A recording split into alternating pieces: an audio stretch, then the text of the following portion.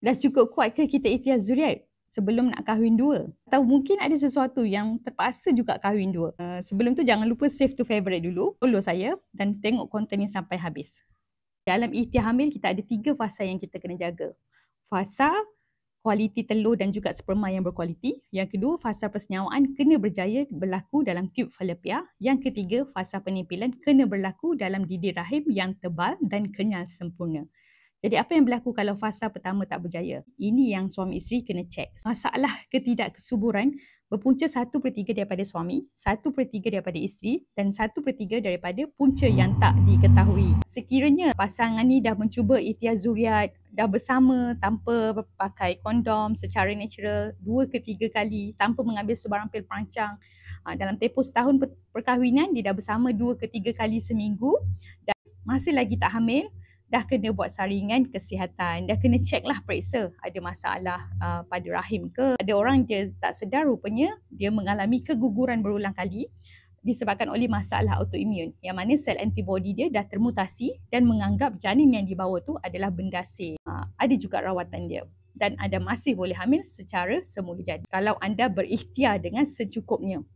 Tapi ada juga kes yang terpencil seperti tube dah ada masalah. Di fasa kedua, fasa persenyawaan tu tak dapat nak berlaku dalam tube falopia wanita. Jadi untuk kes yang macam ni, wanita dan suami mungkin kena buat kaedah kesuburan melalui IVF. Yang mana doktor akan tarik keluar telur dan juga sperma lelaki. Suami pun mungkin ada masalah seperti oligosperma, masalah sperma count yang rendah.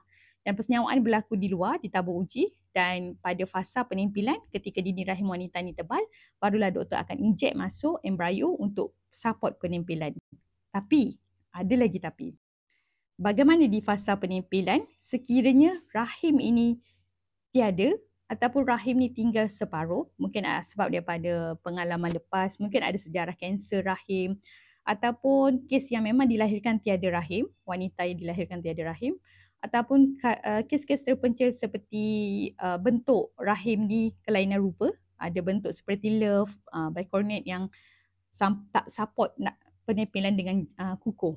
Jadi untuk kes yang macam ni, secara hamil natural mungkin agak sukar dan hanya dengan izin Allah lah, kita hanya mampu ikhtiar. Mungkin anda masih boleh berikhtiar, tapi tawakal tu dia yang Maha Esa lah. Okay? Mungkin ada juga keajaiban tu, ada juga yang mungkin buat kaedah ibu tumpang. Okay? Kalau kes yang rahim tiada, ataupun mungkin tinggal sebelah rahim dan kebetulan sperma suami pun tidak berkualiti, kurang kualiti.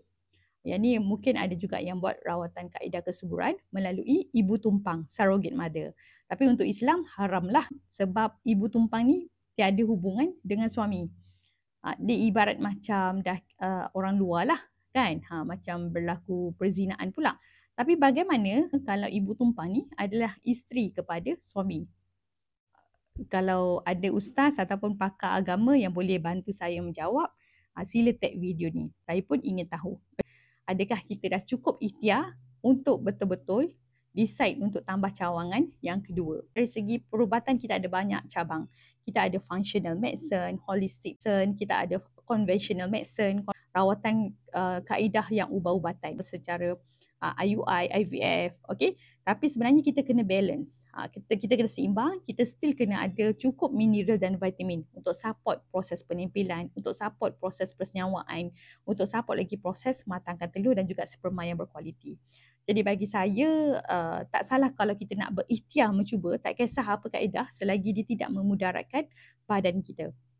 Jadi persoalan dia, adakah kita dah cukup ikhtiar usaha untuk dapatkan zuriat sebelum kita decide untuk berkahwin ataupun tambah cawangan lain. Selagi ada rahim, selagi ada head, selagi ada telur, walaupun telur kita mungkin dapat detect tak kualiti, tinggal sikit saja, low AMH, selagi kita dapat mampu support bagi nutrisi yang mencukupi dan juga kaedah rawatan yang betul, insya-Allah boleh dibantu hamil dengan izin dia.